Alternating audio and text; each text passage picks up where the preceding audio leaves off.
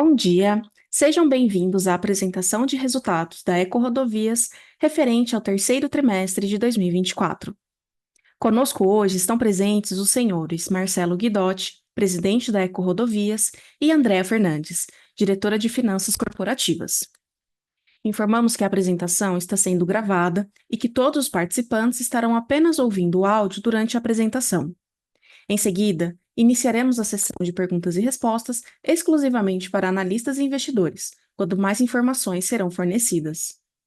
Os slides desta apresentação estão disponíveis no website de Relações com Investidores da companhia, na seção Central de Resultados, no endereço ri.ecorodovias.com.br. Após o encerramento da apresentação de resultados, o replay será disponibilizado na mesma seção do website. Antes de prosseguir, gostaríamos de esclarecer que eventuais declarações que possam ser feitas durante esta apresentação, relativas às perspectivas de negócios da EcoRodovias, projeções, metas operacionais e financeiras, constituem-se em crenças e premissas da diretoria da companhia, bem como em informações atualmente disponíveis.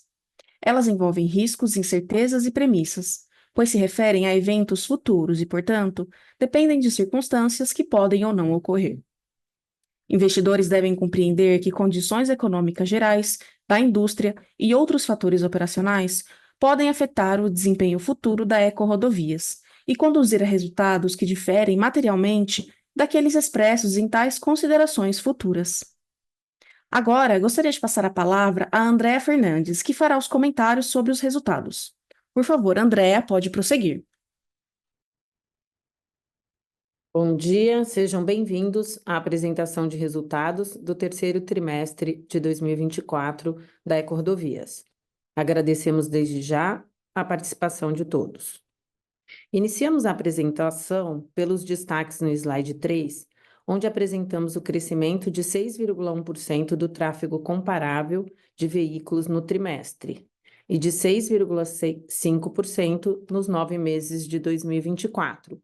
Impulsionado pelo tráfego de veículos pesados, em função do crescimento econômico e da ampliação de nossa capacidade viária.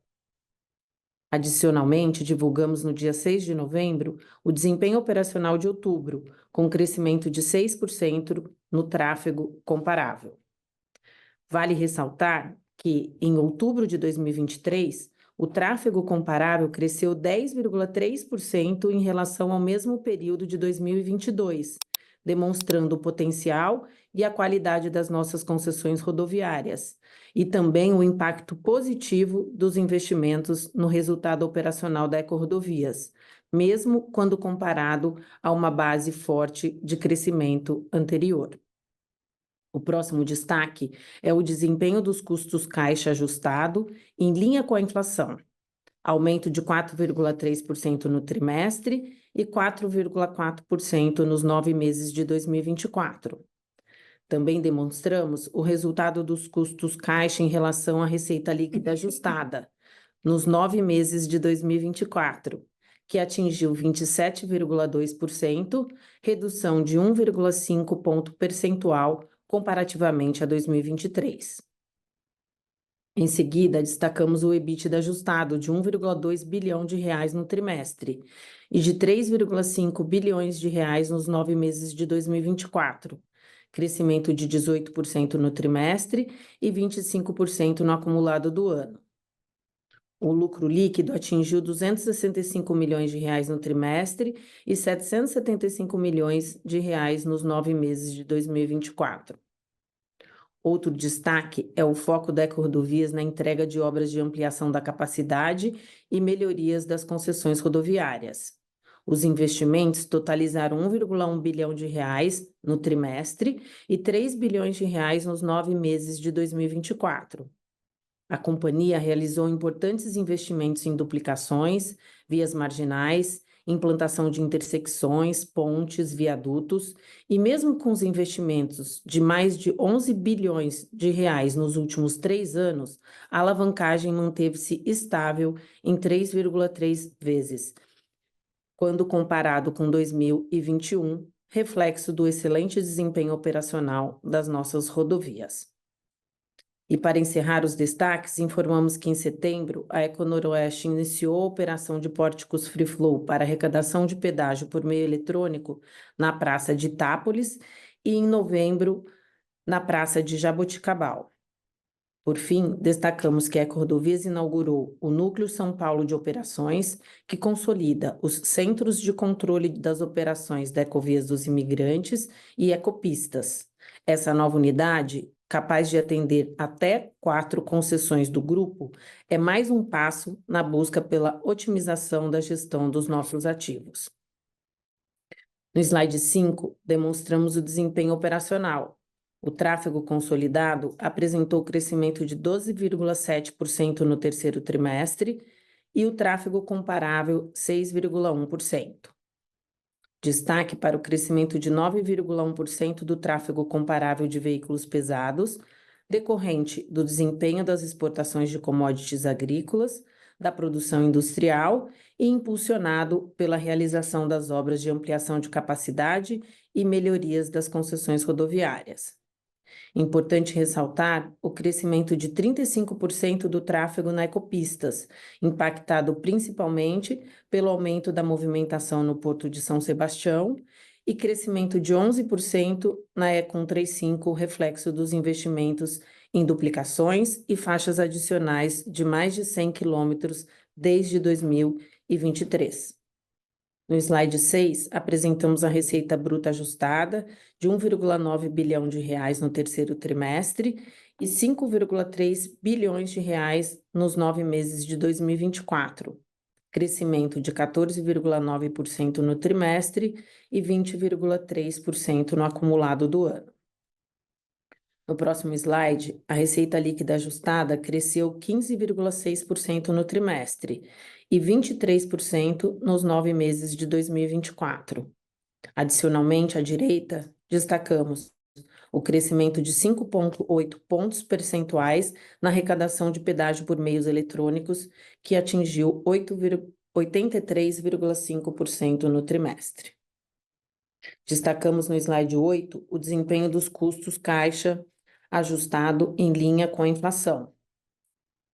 Aumento de 4,3% no trimestre e 4,4% nos 9 meses de 2024. Também demonstramos o resultado dos custos caixa em relação à receita líquida ajustada nos 9 meses de 24, que atingiu 27,2%, redução de 1,5 ponto percentual comparativamente a 2023 e 8,1 pontos percentuais em relação a 2022. A gestão estratégica de custos da EcoRodovias está baseada no controle rigoroso de custos e na geração de valor por meio de iniciativas de eficiência e sinergias operacionais, inovação e transformação digital. No slide 9, apresentamos o EBITDA ajustado de 1,2 bilhão de reais no trimestre, aumento de 18% em relação ao terceiro trimestre de 2023 e margem EBITDA ajustada de 73,3%, aumento de 1,5 ponto percentual em relação ao mesmo período do ano anterior. O EBITDA ajustado das concessões rodoviárias apresentou crescimento de 17,4% e margem EBITDA ajustada de 75,6%.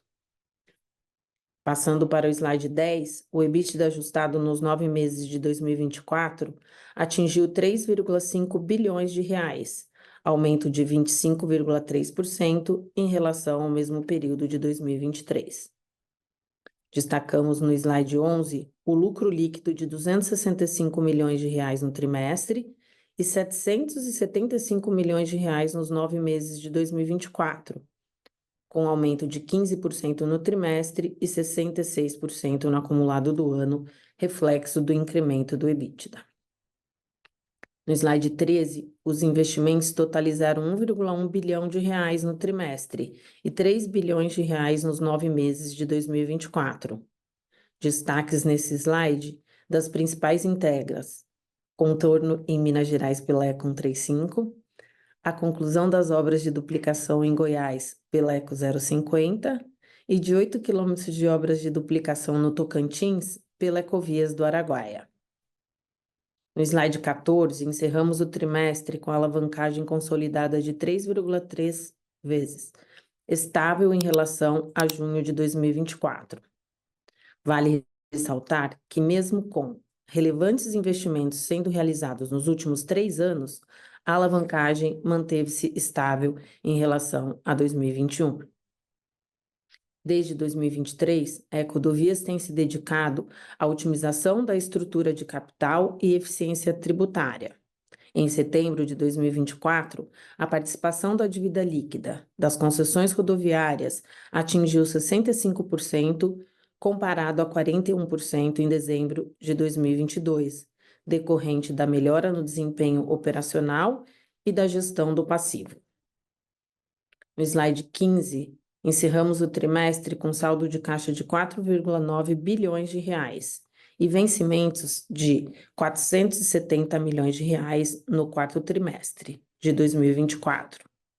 No primeiro semestre de 2025, os vencimentos totalizam 2,7 bilhões de reais e estão concentrados principalmente entre Ecorio Minas e Ecovias dos Imigrantes.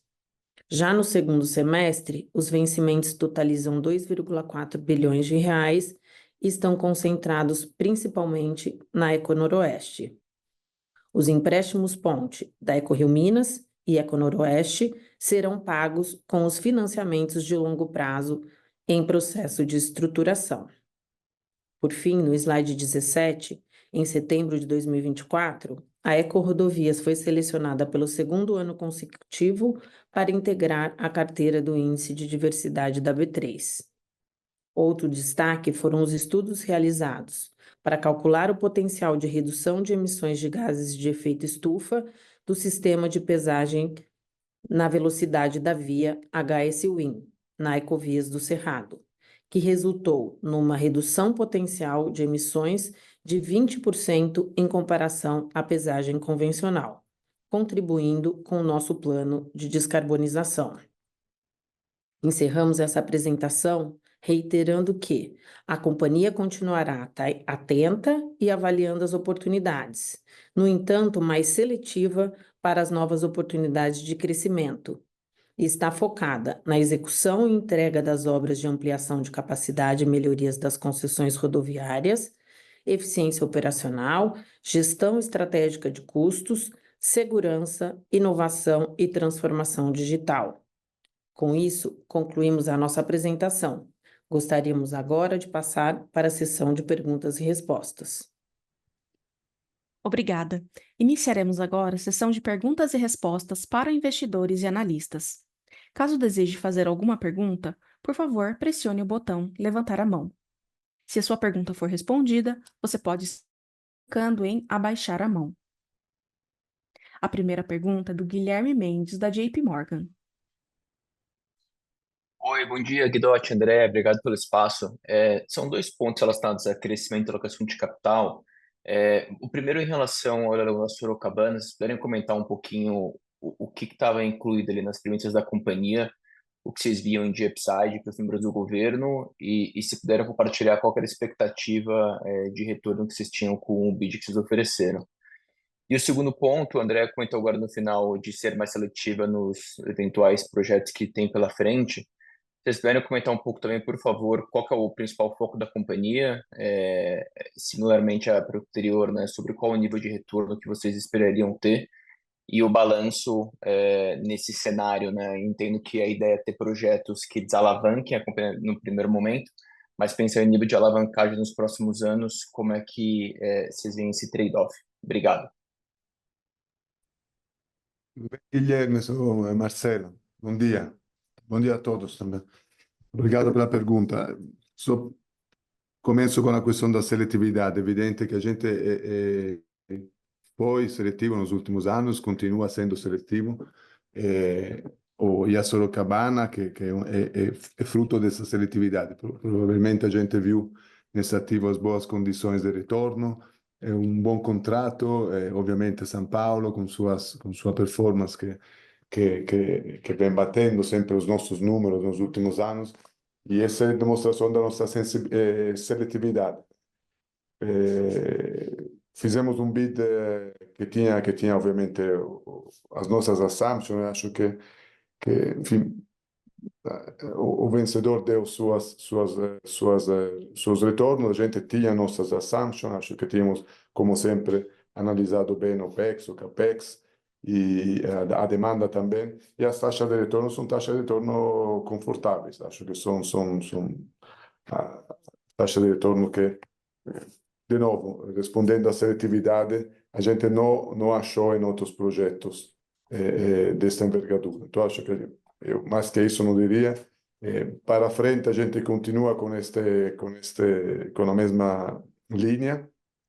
Tem outros projetos na frente, tem muito pipeline, projetos grandes, projetos menores, projetos que são mais sinérgicos ao nosso portfólio. E a gente analisa um a um, coloca junto ao plano de negócio do grupo, vê quais são os impactos, a capacidade. E é evidente, não dá para sempre ter tudo. Um projeto que gera caixa desde o começo, que não tenha concorrência, que seja sinérgico. Às vezes tem um elemento, às vezes duas, às vezes nenhum deles, que não tenha concorrência. Enfim, a gente vai analisando, vai colocando nos números, nas planilhas, no consolidado, sempre com um olhar atento, obviamente, à sustentabilidade. É evidente, a gente não sabe exatamente dos desafios que temos nos próximos anos. Temos execução de CAPEX já contratado. Por sorte, como vocês viram, os resultados operacionais vêm batendo, inclusive, nossas melhores expectativas. Isso nos dá um certo fôlego. Nós estamos olhando, obviamente, outras alternativas de equity, como reciclagem de ativos, algumas operações enfim, de reciclagem.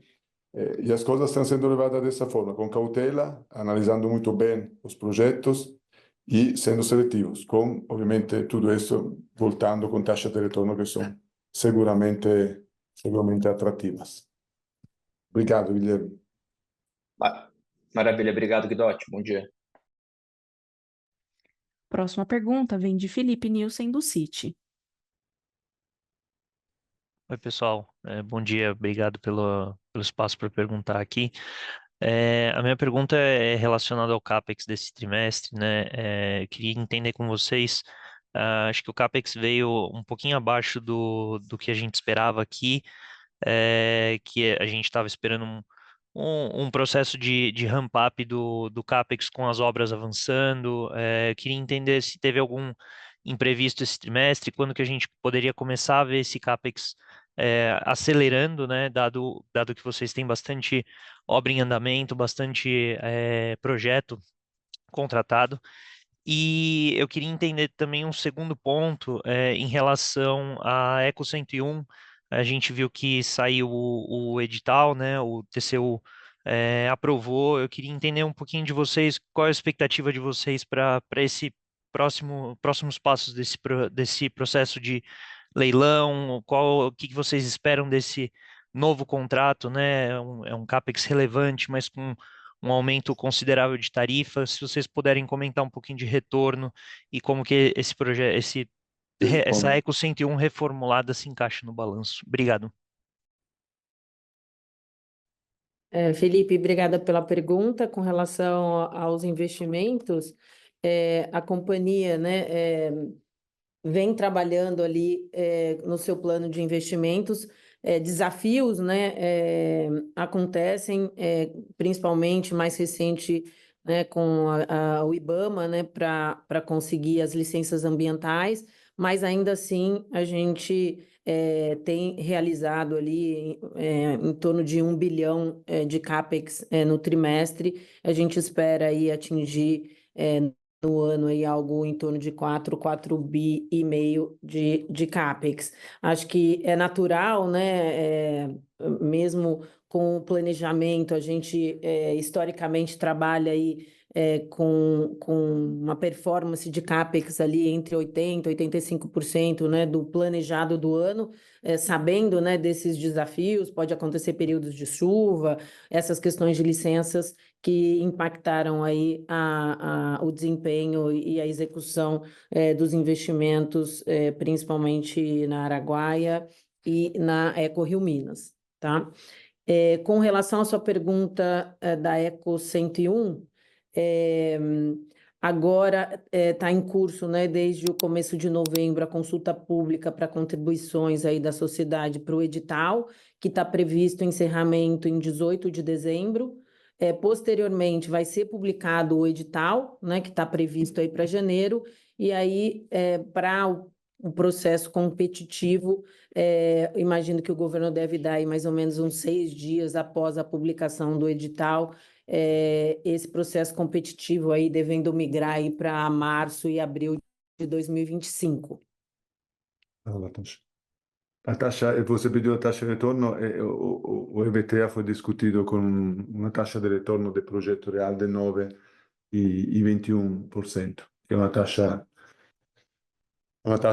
típica dos projetos, dos novos leilões que estão sendo publicados ultimamente. Então, 9,21% de taxa real desalabancada. E a companhia, né, opera esse ativo aí já há algum tempo e conhece, né, bastante o ativo, trabalhou nos últimos meses aí para construir essa solução aí, então a gente está bastante confortável aí com o resultado desse processo até o momento. Obrigado. Obrigada. Perfeito, obrigado, pessoal. Próxima pergunta vem de Fernanda Requia, do BTG Pactual. Oi, pessoal, bom dia, Guidotti, André, obrigada por pegar minha pergunta. Dois pontos aqui que a gente queria explorar com vocês. O primeiro, queria explorar um pouquinho o tema de tráfego. Como a gente tem visto, né, o tráfego tem indo muito bem, principalmente da parte de pesados. Olhando para frente, queria entender o que vocês estão olhando de nível de tráfego. E vocês puderem comentar, principalmente não só para final de 2024, mas 2025, expectativa de safra um pouco melhor, se isso deveria continuar puxando tráfego de pesados. E segundo ponto, queria pedir uma atualização das discussões ali com o Ecoporto. A gente sabe que o prazo de concessão ele expira aí em dezembro. Queria entender como é que está a discussão ali para potencial mais uma nova renovação e se a consolidação ali do Porto de Santos muda alguma forma a evolução das negociações. São esses dois pontos. Obrigada. Bom dia, Fernanda. Obrigada pela pergunta. Com relação ao tráfego, o tráfego, né, está performando aí muito bem, mesmo com a elasticidade PIB histórica aí da companhia, ele tem até nos surpreendido acima dessa elasticidade. A gente divulgou essa semana o tráfego de outubro, né, está crescendo ali em torno de 6%, consolidado nesses 10 meses, crescendo 6,5%. Não tem nada nesse momento aqui que nos leve a crer em uma desaceleração, né, desse tráfego. Realmente, a qualidade dos ativos e também os investimentos que estão sendo realizados, né, trazem indução de tráfego para as nossas rodovias. Então, a gente imagina que vai ter um bom ano de 2024 e também um bom ano de 2025, né? Nós temos hoje um perfil bem diversificado de tráfego, não somos dependentes de nenhuma cultura específica, né? Acho que a gente depende da indústria, características do agronegócio também, a questão, né, do turismo, passeio, o clima influencia, mas a gente também está positivo aí com relação a 2025, dado também as expectativas de melhores safras, inclusive para o ano de 2025. A pergunta do Ecoporto, vou passar aqui para o Confermo que o contrato que foi renovado com as cautelares, ele vence em dezembro. O governo manifestou, obviamente, o interesse de realizar uma licitação na área, que era chamada STC10, na área que hoje parcialmente ocupada pelo Ecoporto. Provavelmente esta licitação demorará ainda algum tempo. Estamos negociando agora uns contratos de transição. Estamos verificando as condições para que possam ser contratos seguros para ecovias, para até que possa sair a nova licitação. Então, estamos nesta fase. Provavelmente o contrato original vai concluir e entraremos em contratos de transição que possam garantir, obviamente, o mínimo de investimentos e alguma segurança operacional, tá? Estamos discutindo isso e até dezembro a gente terá isso resolvido. Tá Obrigado. ótimo, pessoal. Obrigada. Próxima pergunta vem de Vitor Mizusaki, do Bradesco BBI. Oi, bom dia. Parabéns pelo resultado. Eu tenho duas perguntas. A primeira um pouco, né, com relação às iniciativas, né, de vocês anunciaram agora no terceiro TRI, né, o Centro de Operações Unificado, o Motion.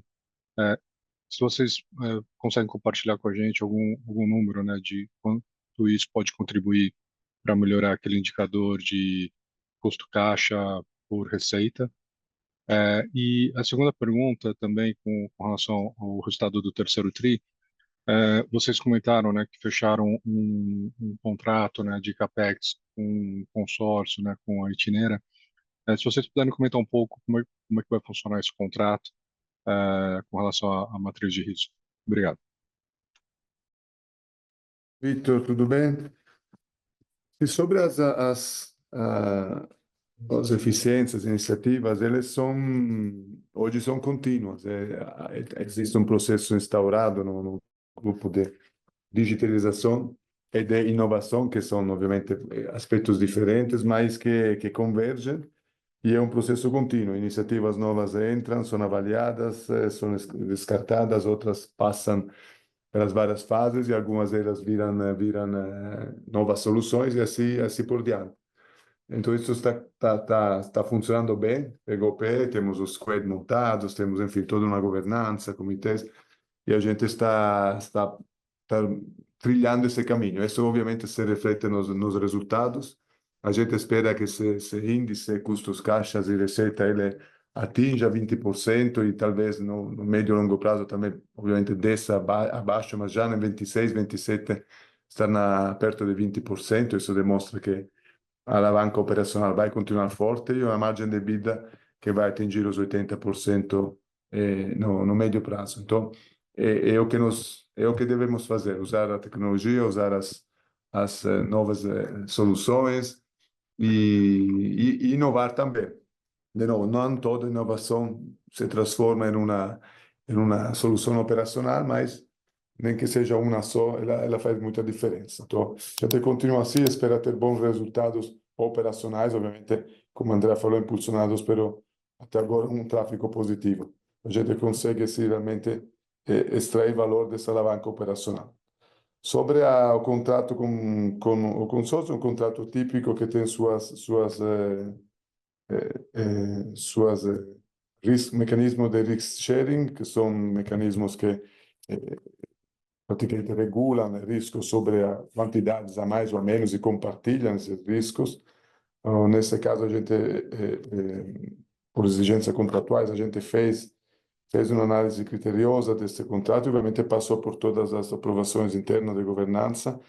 É um contrato que ataca digamos, os investimentos mais complexos de ampliação e não aqueles investimentos que são mais dia a dia de manutenções. Então, para nós, para a concessão, é uma garantia de execução muito forte. Hoje, a gente sempre fala que, e eu, pelo menos nós, que o risco do CAPEX nesses contratos é mais um risco de execução que um risco de preço porque são contratos muito rígidos, que exigem prazos, que têm fatores de penalizações, ou seja, o ciclo de CAPEX ele tem que ser executado. Então, a gente tem que poder contar com parte relacionada nos CAPEX mais complexos é importante. Os mecanismos de risk sharing são os de sempre, de novo, compartilham até certos níveis não sei se você tem o detalhe do mecanismo exato, mas compartilha risco de demanda, de quantidades para cima e para baixo, ou seja, onde tem ganhos, a partir de um certo nível, que acho 10%, eles são compartilhados, a partir descendo é a mesma coisa, ou seja, a gente tem um incentivo para que sejam praticamente procurar as boas soluções e ter um floor, um piso, para que a gente não tenha surpresas negativas nas quantidades. Obrigado, Vitor. Ótimo, obrigado. Próxima pergunta vem de Alberto Valério, da UBS. Bom dia, Andréa, Guidotti, obrigado por pegar minha pergunta. Tem uma aqui do meu lado sobre o leilão, né? A gente viu o vídeo da Ecó, e a minha pergunta é se vocês teriam algum parceiro para fazer, ou se caberia no balanço a Sorocabana, ou se vocês precisariam de fazer alguma oferta ou alguma solução de capital se levasse o leilão da Sorocabana. Tudo bem? Não, Sorocabana a gente não tinha parceiro, era Ecorodovias 100%, Ecorodovias tem em São Paulo sinergias, opera as rodovias como se fosse uma única ativa, a gente não tínhamos parceiros. O Sorocabana, como eu falei no começo, foi bem estudado, o Sorocabana tinha um perfil adapto à situação da Ecorodovias, e diria que não dispararia nenhum follow. As soluções de equity médio prazo para suportar, obviamente, o crescimento, o ciclo de capex e tudo, e manter uma sustentabilidade financeira estão sendo estudadas. Não necessariamente o follow, como eu mencionei, eventualmente oportunidades de asset recycling que possam trazer algum tipo de recursos novos que suportam a companhia. A gente está bem atento às dinâmicas de balanço, às dinâmicas de dívida, mas Sorocabana ela não iria com certeza Iria trigar. disparar a necessidade. Bom, obrigado. Obrigado, Guidotti. A sessão de perguntas e respostas está encerrada. Gostaríamos de passar a palavra à senhora Andréa Fernandes para que faça as considerações finais da companhia. Agradeço a participação de todas, e eu e todo o time de Relações com Investidores estamos disponíveis para futuras demandas. Um bom dia a todos. Obrigada. A apresentação de resultados da Ecorodovias está encerrada. Agradecemos a participação de todos e tenham um bom dia.